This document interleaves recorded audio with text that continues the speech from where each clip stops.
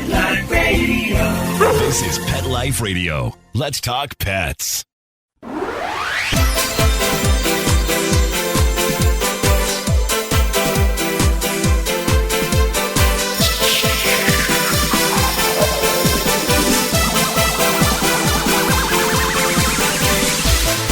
Hello, you're listening to Deb Wolf on Animal Party, Pet Life Radio.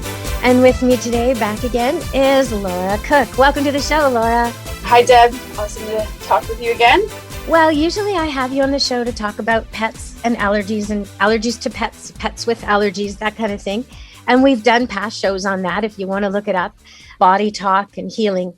But today we've got a different topic that's been in the news an awful lot, and I think demands that we deal with it. And there's a bit of a crossover in that in the animal world, they've done experiments on animals, terrible experiments, where they've taught rabbits to be afraid of cherries, for example. And then they've seen that their children and their grandchildren, even if they weren't raised with the rabbits that were originally traumatized, their children and their grandchildren still are afraid of cherries. And there's been many, many studies like this, and I have some of them with me here to talk to you about today. But I've invited Laura to talk about this stuff because Laura Cook is a healer, and she also works with First Nations, with Indigenous issues and people. And she's just the perfect person to invite on the show to talk about trauma that passes from one generation to another, whether it be in animals or, more importantly, I guess, in people. So welcome to the show, Laura. Yeah, thank you. Definitely has been the intergenerational impact of trauma has been a huge part of my work for a long time, and how the nervous system holds trauma, whether it be human or animal nervous system. Definitely have a deep understanding of it. And yeah, happy to share what I've noticed and what I've learned in my work and how we heal it. In my community, you know, there's been a very pivotal point in our history, the Holocaust, and there were many, many times in our history that were like that. So I shouldn't take that as the one isolated time, but around, 1948 to 51, there were a lot of people very damaged. And then in the 40s and 50s, through that time period. So those survivors had children who were very, very affected. And we've all known this in the Jewish community for years.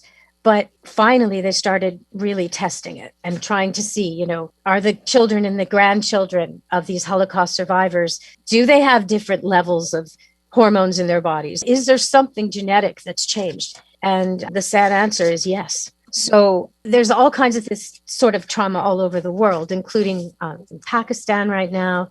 They're doing some studies on some kids who were orphaned and some other kids in the area who were not, and trying to compare, baseline levels of cortisol and the distinctive patterns of DNA and what's changed and what hasn't changed. But in one study, they found, and this is on animals, that some of the negative effects occurred 80 generations down. 80. This is a worm. Okay, it's not a human, it's a worm. But they found that if they altered the RNA 80 generations down, it was still altered. In another species, a water flea, if they were exposed to the scent of a predator, then their offspring would have spiky armored heads. It only took one generation to change that evolution, which is extreme, So I just want to talk about this. What can we do if we've got the pain of our parents making us? Yeah, well, ancestral trauma and intergenerational trauma is very real. It's how we've survived, like we said, like the scent of a predator. We remember a situation and we remember that it was a bad situation. So we need to be able to respond in a way that's going to save our lives. And storing that information for our children and grandchildren, great-grandchildren in our bodies is a really kind of handy way to make sure they stay alive, right? So we think of all these things like, the Holocaust, different genocides, Sarajevo, the genocide. Now that is the work that I'm doing, is I'm specifically working with the survivors of our genocide in Canada here. And yes, it has happened all over the world. There's really only one country that doesn't have an Independence Day. That's England. And so England has, really brought the residential schools and genocide into a lot of different countries, and a lot of different cultures have their own. But trauma is remembered on a cellular level in the body. And we work with it in several different ways. So I'm a feeler, spiritual feeler. So I can I can communicate with trauma that's held in the body in a somatic level. And I can help the body realize that the trauma is over and the trauma is not happening. That's one way I kind of go in and say to the body, like, it's not happening anymore. And I try to work with all these different ways of getting that body to understand that it's not happening anymore. I get the person to help with that, and they'll feel the physical release. Like, so when your body comes out of trauma, you will usually have a little shake. It's a type of seizure. I can't even remember the name of it right now. But they'll shake their hands a little bit. They'll still feel like they're on a bit of a roller coaster, but that's that nervous system kind of releasing. Think of an animal shaking it off. Right? Animals also sneeze when they change their mood. Yeah. Yeah. And so there's these different neurological shifts in the body as we move from the states of consciousness. So when you're in a heightened state of consciousness in threat mode, you have anxiety, you're more aware of you're more reactive, you're going to be angrier, you're going to be more emotional, your brain doesn't function well, you're in a totally different kind of physical state. And then when you're really relaxed, right? And so if you are dropping consciousness and you're going into rest state, I can sleep, I can get a deep rest, that looks very different physiologically, right? And so, for my work, I'm going in and I'm assessing, okay, so what are the things that make sense for someone to be activated into a threat response where they're fight, flight, freeze mode, looking for where's this anxiety coming from? Some people with anxiety just have a lot of triggers in their body memory around different threats that really aren't happening anymore. And so there's a lot of stuff we can look at when we're looking at trauma in the body and intergenerational trauma. So it's kind of like saying, well, where did this trauma come from? We're asking the body, is it from your lifetime? Is it from your ancestors? Is it, intergenerational? And sometimes the behavior that I see, when I'm like, well, this is really old, right? Like you said, like 80 generations back, I've seen it go back hundreds of generations. What do you mean by that? What kind of behavior were you watching that you thought? I'm trying to remember. Like an ancient habit or something? I literally see about 30 people in a week. So I'm trying to remember that specific session. It was a while ago, but yeah, just usually it's just like fight mode or fear mode, right? Like something like there's a behavior that we don't trust men, maybe not trusting men, don't have healthy relationships with men, exploring why there's always toxic, draw to toxic behavior in men. I think that was one.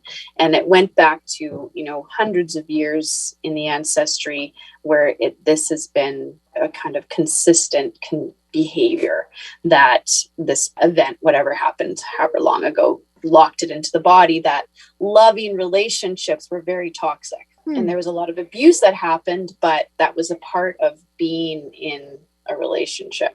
And also, like it's only been in the last few generations where women are been allowed to vote, have allowed to have their own bank accounts, been allowed to own their own homes. We make the same money, we're respected, we're safe, and we don't have to be in these relationships with men that make sacrifices and be treated poorly anymore. So a lot of these men have to be, changing their behaviors. So there's imprints that are in both of us, like masculine and feminine, that are very old around, loving behavior and non-loving behavior, and healthy love and non-healthy love. So that's just one of the things. I think that's what I was working on with that person was, abusive, like highly abusive relationships. Right. And that's, when you look at intergenerational trauma within the residential school system, the residential school system was built to take all the children out of a community and, really wreck that community with no children running through the streets in a community. What's going to happen to those people? What their whole point of living has been taken from them. Right. And so these great grandparents that I can see in the generations, like there's a lot of pain, there's a lot of loss, there's a lot of irreconcilability. You just don't fix that kind of pain. And then it happened over and over and over again. So when we talk about and so first, second, and third, right? Generation, sorry. And so recently, this is not 500 years ago. Like this is so like yesterday. This is crazy that this was happening in the late 60s. I mean, really, honestly, 80s, how could that? 86 is the last. Oh my school God! That was closed. Yes, because I'm thinking the 60s sweep, right? And I work with people my age who attended.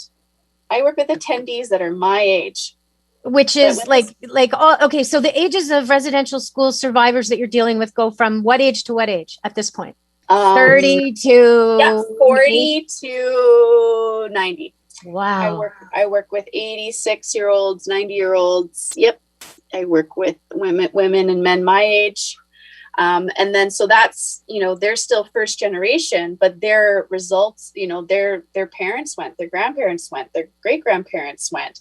And so these children were taken from their homes because they were first, second, third generation already. Like their parents didn't know how to parent. Their parents didn't know how to parent, because in residential school, you're not raised to be a parent. You're raised to be a broken human, right? Okay, we're going to take a break and we're going to come back and talk more about exactly this on Animal Party Pet Life Radio. Stay tuned.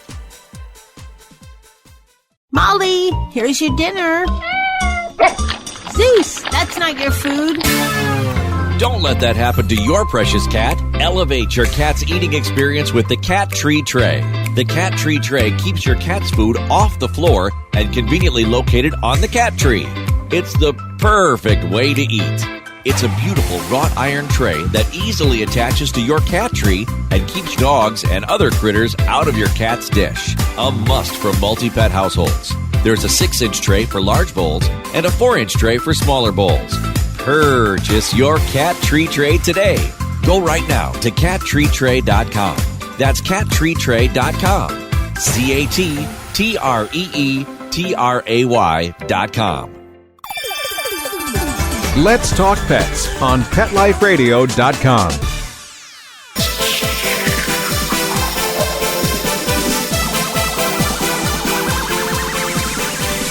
Hello, we're back on Animal Party Pet Life Radio, and we're talking about breaking people at residential schools with Laura Cook, who's a healer helping the broken people. Mm-hmm. So welcome back, everyone. And it's unbelievable. I mean, I was in university when this was going on, and I wasn't hearing about it. I didn't know about it.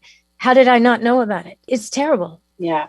Yeah. I was in university with First Nations people. Jenny Jack was in school with me. Like, how is this not coming? Like, I don't understand how I sat with people and talked with people, and it was never mentioned in any. I don't get this. Why was it so secret so long? Well, it's not a nice thing to know about. And Canada, that there was a reason why it was happening, and it was to take away the land and the resources. And the First Nations people were here for thousands and thousands, tens of thousands of years. And this is their land and their resources. And the weaker they are, the more Canada could control. And my job with the Indian Residential School Survivors Society is, to do exactly what we're doing right now, is to also educate and to help people understand more about it and to have more empathy and compassion. And so, if anybody wants to support IRSSS, you go to irsss.ca. We love answering questions. If you have questions, you can call in there. We have lots of cultural support workers who are teaching more about residential school and the after effects and how we are healing. So we've been incepted for 20 years. We have almost all Indigenous members on our board, and employees and psychologists and cultural medicine workers, and we support all kinds of communities across Canada now. And we're taking calls from around the world as well to help people understand more about what's happening and how we are coming back to more Indigenous ways of healing what damage there has been done. I think we need to tell people, in case they haven't caught the news and they don't realize what's going on, at the start, I guess it's a couple of months now, unmarked graves of children secretively buried in Kamloops at a residential school, which is the name, residential school is the wrong name, but it's a place where they used to send kids. Maybe I'll let you explain it. Can you explain to our audience what's been going on, what's been exploding bit by bit off all over the country in the last little while, so they know the context? So a few days before the announcements were made, we had a staff meeting at the Indian Residential School Survivors Society to talk about how this was going to start happening across Canada, and they were starting with the announcements in Kamloops. So the children are on their way home. This is what we see it as in Indigenous perspective, that they're being seen. So this mass grave of 215 children was reported on May 29th, 2021. A lot of these children were just told, the families were just told that they disappeared, they ran away, and nobody knew what happened to them. And, you know, for me, working for 10 years with Indigenous communities, I know, one man who had 7 brothers and sisters. There were 7 children in his family, and he was the only one who came home from residential schools. So, these children. And the children were taken very young sometimes, right? Like toddlers. 3 years old, 4 years old. Yep. And they like just ripped out of their mom's arms and forbidden to speak their own language. Yeah, and forbidden to be close with their relatives if they had siblings or cousins or whatever at the school. They couldn't hug or kiss or be with them. And it's just a nightmare. Yes. And these schools, have been in operation since 1800s. This one in Kamloops was in operation from 1890 until the late 70s. Yeah. And it's a horrible, horrible history. It's the reality. And it's what I'm dealing with every day with my clients. I see families that had children that were never coming home from this school, from different schools. And there's graves all over Canada. I can tell you that we're just at the beginning. We're at 4% discovery. Oh my God. 4% discovery. Right okay. Now, 215 graves. So I want to ask you about this. I was watching on TV as Lytton, literally the town of Lytton, burnt to the ground near Lillooet because of the heat wave and the fire, and possibly a train started it. I don't know. But the town is now gone. And days later, there was a lot of anger and rage toward different symbols, statues and whatnot, but also churches. And fires were being set. And sometimes fires were being set in retaliation on totem poles. And the whole lighting of fires when we're in an extreme fire hazard, when we all love the trees and the forest and we all want no fires, seems crazy to me. How do we stop this from exploding? And also, I want to mention that it's clear that in one case of this fire of a church, the suspect is not Indigenous. So it's someone doing it on behalf of someone else or some kind of subterfuge. I don't even know. But fire during this heat wave is extremely ridiculous. I mean, you're going to hurt yourself, right? You're going to burn your own town. I don't understand this. What can we do about that?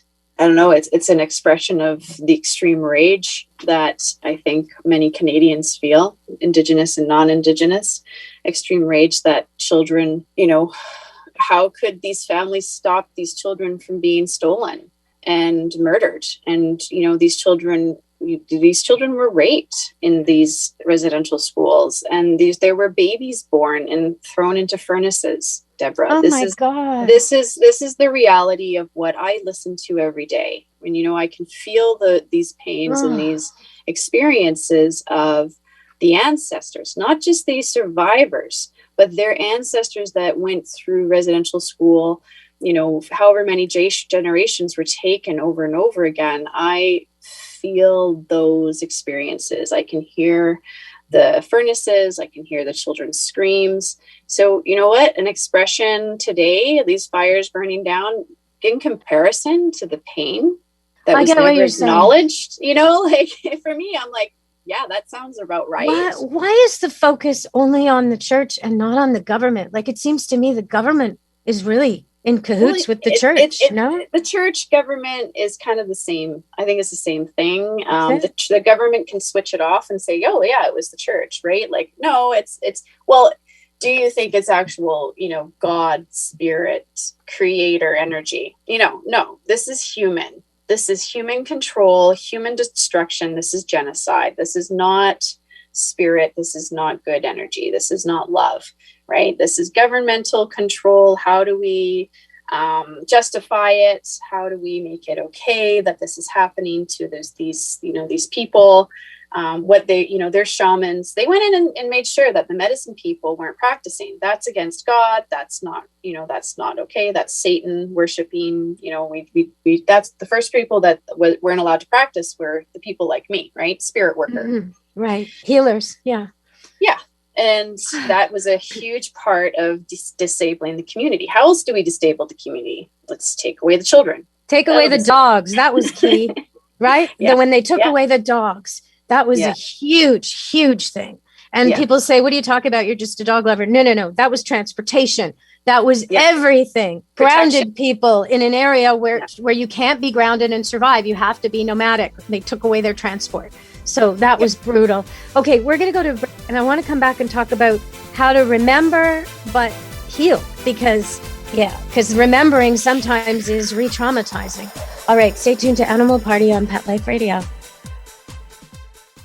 Take a bite out of your competition.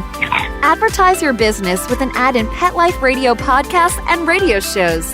There is no other pet-related media that is as large and reaches more pet parents and pet lovers than Pet Life Radio. With over 7 million monthly listeners, Pet Life Radio podcasts are available on all major podcast platforms, and our live radio stream goes out to over 250 million subscribers on iHeartRadio, Odyssey, TuneIn, Stitcher, and other streaming apps.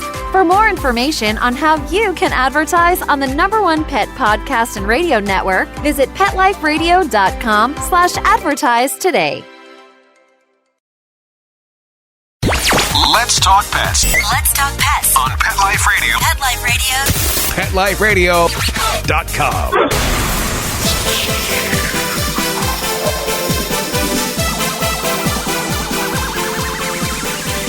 Hello, we're back on Animal Party on Pet Life Radio. So in my religion, we read over our story of woes every year. We started in September. We go through the whole thing, everything that was done to our people, how we got, pillaged and murdered and slaughtered and moved along by this group and that group. And always there's some invading army. And then at the last minute, God helps us and we survive. And it goes back. And every year we do this. And we do this re-traumatization of ourselves as this woe-begotten, picked on, persecuted people that has to endure and survive. And I understand, because we say, never again. And if we forget, even the lest we forget is the motto for the secular Second World War remembrance. And in Quebec, they have it on their license plates. We'll always remember. Okay, so how do we remember? Because it's really important we remember, and all these things that have been hidden so long, they have to come to light. But how do we not re-traumatize or explode into rages? Yeah. So our body has different ways of remembering, and our mind has different ways of remembering. So you can have a memory of a traumatic event. You can remember it, you can look at it, but you don't go back into it. You're not in it physically.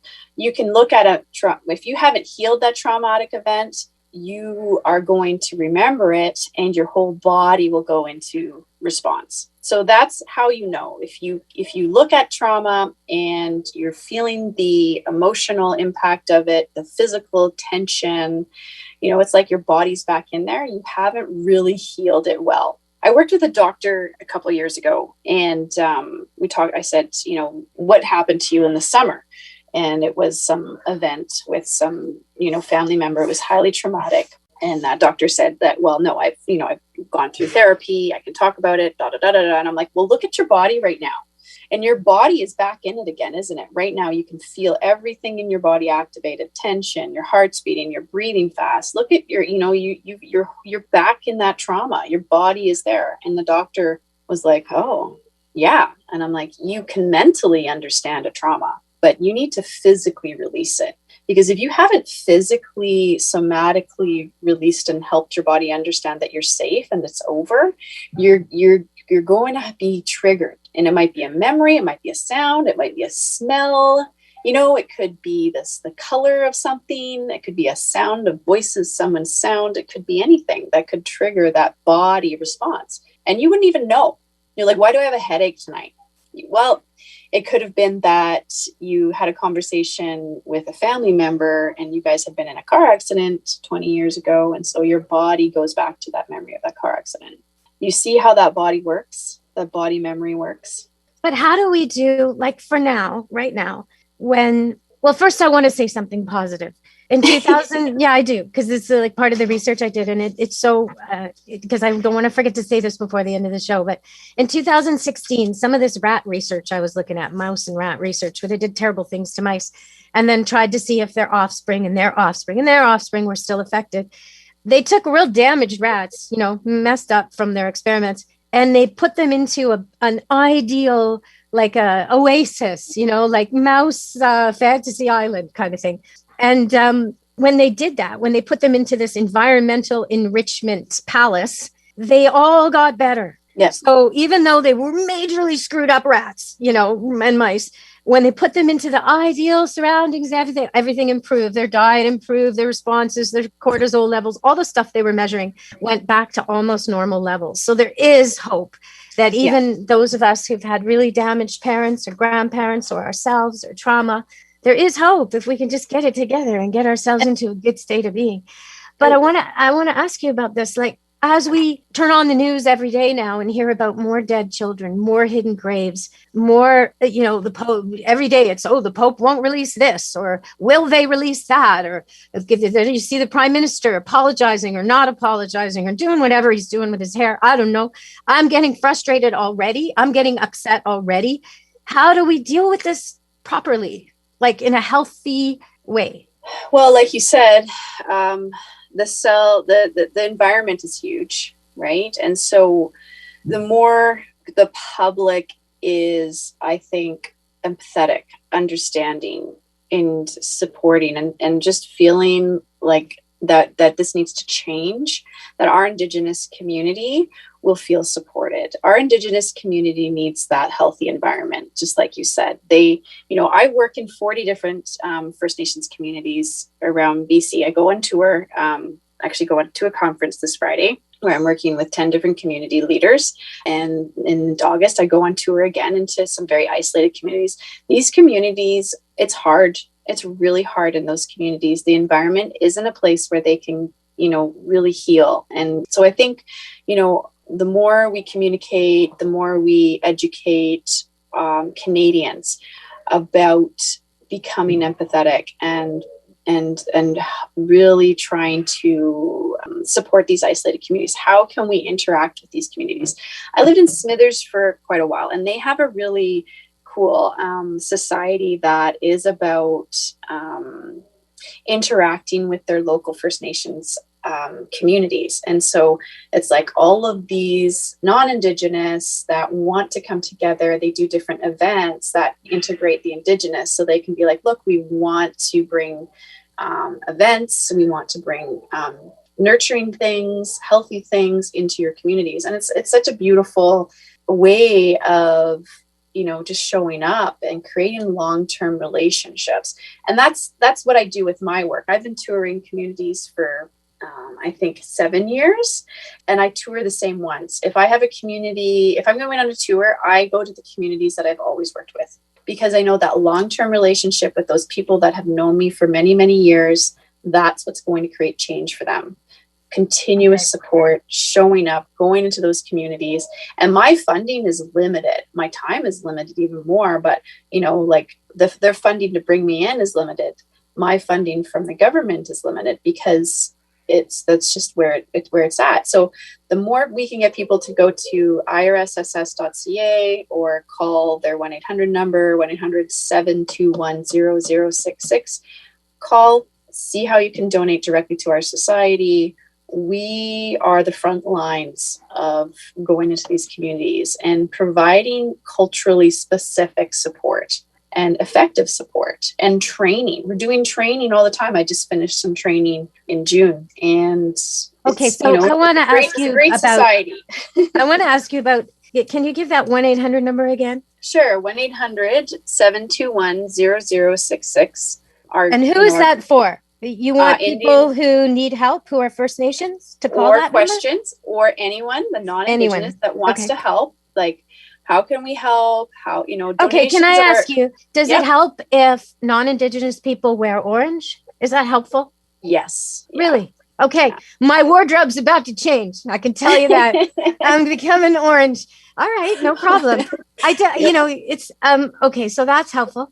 Yeah, there's the Orange Shirt Society, and they love to teach. So it's Google things, and how do we learn more? How do we, go to Orange Shirt Society? They teach and educate about intergenerational impacts from the residential schools.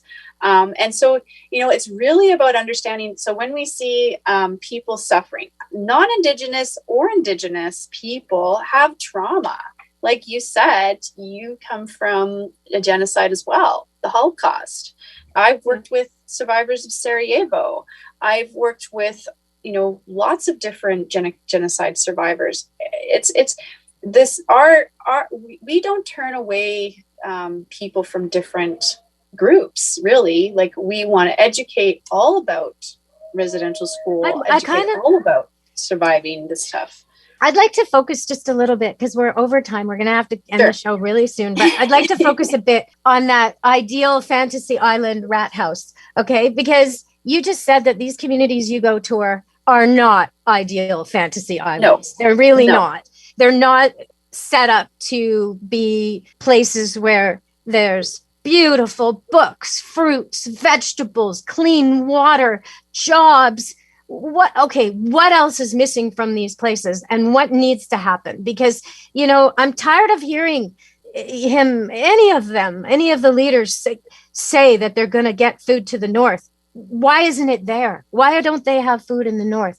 How can what do we need to do to make this happen? Well, just imagining a residential school was about deconstructing the community, and the family abilities. So they do not have the skills that they used to have around just connecting, loving each other, creating space, and supporting each other. They have been basically, built to distrust one another, isolate. So they're isolating themselves in their communities. They don't have community connection.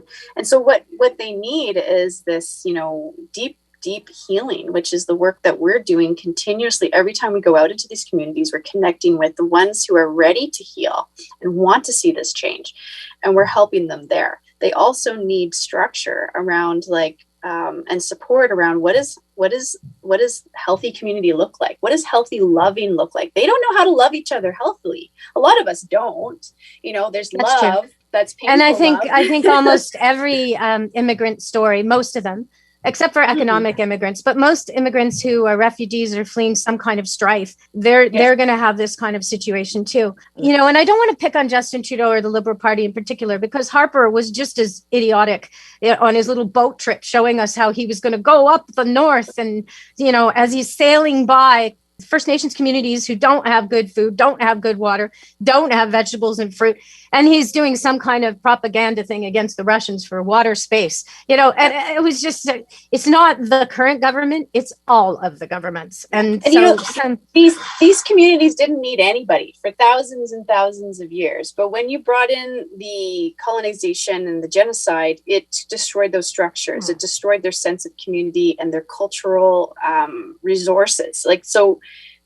We need to bring their languages back. We need to help them heal so that they can, rebuild their community dynamics, right? Like, they shouldn't be dependent on food coming up to their communities. They never were.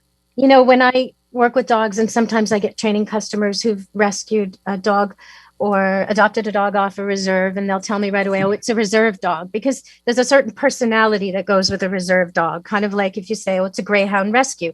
Okay, it was kept in a cage, and certain things about the dog. Like if it sees a rabbit, it's gone, right? And if it's been conditioned to chase, a reserve dog is going to be a little bit cagey, a little bit fearful, a little bit hand shy, a little bit head shy. And it always troubled me so much that that's what things have come to, when the history of dog and First Nations was so noble. It was so beautiful. Yeah. It was like it was so light years ahead of what the Western world was doing with dogs. And it just kills me that that's what's happened. It's just such an example of how messed up things are. But I sure hope we can heal. Yeah, I'm seeing beautiful things every day. Some of my community members I've been working with for 7+ years, like you've known me for 10 years or more. These communities know the work I do. The First Nations Health Authority knows the work that we're doing. We're beginning training. We're working with doctors and have had caucuses where they know that this work is important and they want Indigenous healers alongside the doctors in all our hospitals. So, I don't see that happening for 10 years, but we would love to see this, what we call a medical racism, abolished and see our work as hand in hand accepted with all of our conventional medicines. Has anyone ever considered a hospital or university hospital, First Nations? They do have in Ontario, there is a lot of support there for Indigenous medicine, and it is being more and more integrated for sure. And knowledge keepers are recognized. We have a group of great traditional knowledge keepers. My work is more specifically spirit. Because I have Eastern ancestry, Mohawk and Haudenosaunee, and the people locally here are more land-based medicines and plant-based medicines. So yeah, it is recognized, it's been studied, and it's just bringing it back into that it's real medicine, and there's nothing wrong with Indigenous medicine and Indigenous ways of living and healing and concepts. It's a beautiful thing, and it's very real and very effective. It just takes time to change the world, right? Can I ask you, am I incorrect in calling the community First Nations? Is that not right? Should I be calling them Indigenous? Because I notice you use Indigenous. Maybe I'm out of date on this. In my work, we say Indigenous. First Nations is another term. I don't know. I don't find offense in much generally. So from my understanding, some people don't like to be called First Nations. They would rather be called Indigenous. But I just kind of don't take it too personally if I'm offending someone. I just say, I will, do my best not to. And that's not my intention to. But well, It's a strange thing with terminology because First Nations was the right way for a while. But but I will definitely change that if I'm offending people. I don't want to hurt anybody. And I will start wearing more orange. What else can people do to show their support? Just recognize that I think a lot of people feel like they're being blamed for their ancestors' thing that they did. And I don't think that that's really what's happening. I think we're asking that people be educated and recognize that this has been happening and make bigger movements towards supporting these communities. And how can you get more involved, right? There's even Gord Downey had a fund. Gord Downey and Chani Wenjack, they provide education on the history of Indigenous people and the legacy of residential schools. They have a website and you can donate there.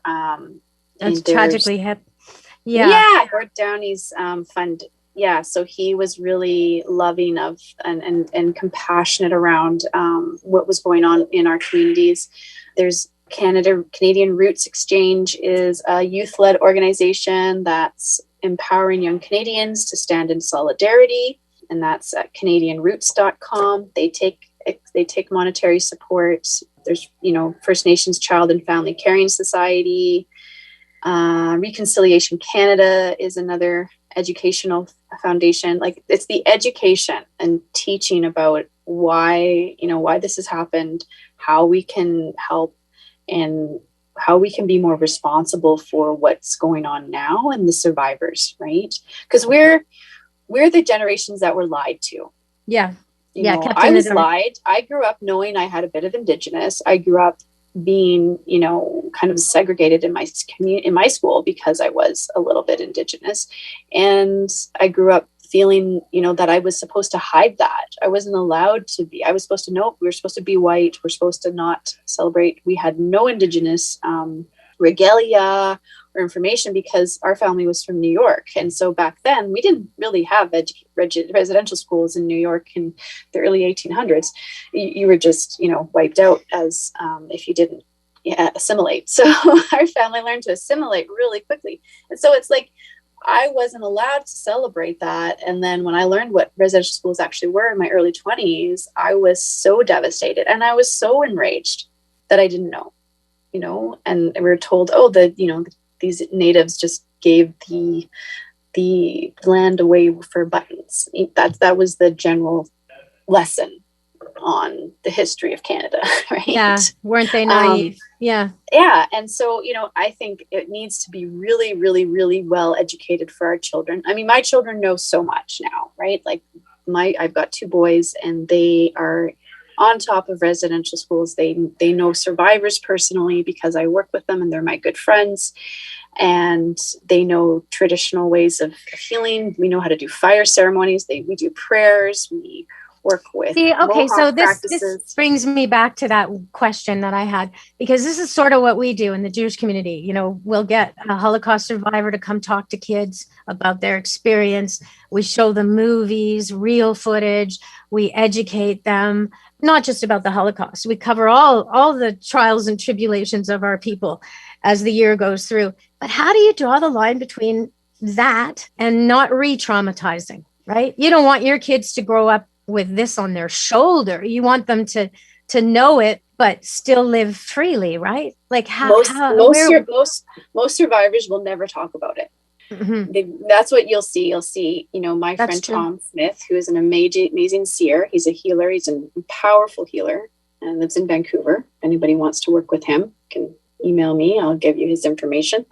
His mother is on the, was taken at 6 years old or 5 years old, slammed against the wall at that age by nuns. And, they had ammonia poured down their throat at a small, she went through hell and he never heard about it. The first time he heard about her experiences was he read it in an article in the newspaper. Wow. So if we don't talk about it, we feel it. The children feel it. And he suffered and his siblings suffered. If we don't talk about it and speak about it, it's held in the body and the body will live it again. So, okay. Try to explain it and try to let it go. But if we talk about the earth, you said something about the earth and about water. So I'm trying to, so we talk about it. We hear their stories. We feel their stories. Mm-hmm. And then we feel like tense and stressed and sick and upset. Okay, what do we do to clear it? You said something about clearing. I need to finish that. So that's where the power of the traditional medicines are recognized. So when you look in all different cultures, I love cultural medicine from all different cultures. There's prayer, there's mantras, there's affirmations. These are all ways of talking about it and surfacing it and asking forgiveness and putting it into a place of spirit, whether it be land or handing it to creator or putting it into a fire. We transform it from our body and into spirit. So that's what I mean when I say we take it out and we put it into the land. And so, when we do work, say I do a ceremony with my children and we're talking about just, prayers, like, I want to give prayers to helping see my friends move through what they're going through faster. I want to give prayers and ask creator to help us get through these struggles and help our grandparents. And so it's just like asking a greater power to support us. And then we put our tobacco into the fire. And so we're kind of praying into our hand with tobacco or sage or whatever medicines, and then putting that into the fire. You don't need to have a physical thing like tobacco. You can have a rock, or you can have a rock, maybe not tobacco, but you can have a rock and you can, say to that rock, help me release what I need to release, what's not mine, what I don't need to hold on to. And you can put that rock down, into the water or just back into the earth. So that's kind of one of the things I teach my children. We talk about the struggles that we're going through. We try not to shove them back inside of us, because if we shove them inside of us, they become disease. If we can honor it and put it into a rock or put it in tobacco, we can put it down into the earth, and the earth will heal everything. Well, thank you, Laura. We've had a great show. We went way over time, but I so appreciate sharing. And this topic is so important for Indigenous people, and all of us. Everyone in Canada should be considering what went on, what's going on, how they can help, maybe buying some orange clothes. Well, donating to our society is working to support definitely ancient medicines, Indigenous medicines that we're going, into the communities. We're in Kamloops. We're at the grave sites. We are dealing with these graves and supporting the survivors. So I appreciate you having me today and helping people understand a little bit more. Well, I hope this show gets heard by a lot of people, especially people who need help. Thank you so much, Laura. Really, thank you. Yeah, you're welcome. Okay, everybody. From Animal Party, Pet Life Radio, Laura Cook, and me, Deb. Well, be good to your animals. Let's Talk Pets, every week on demand, only on PetLifeRadio.com.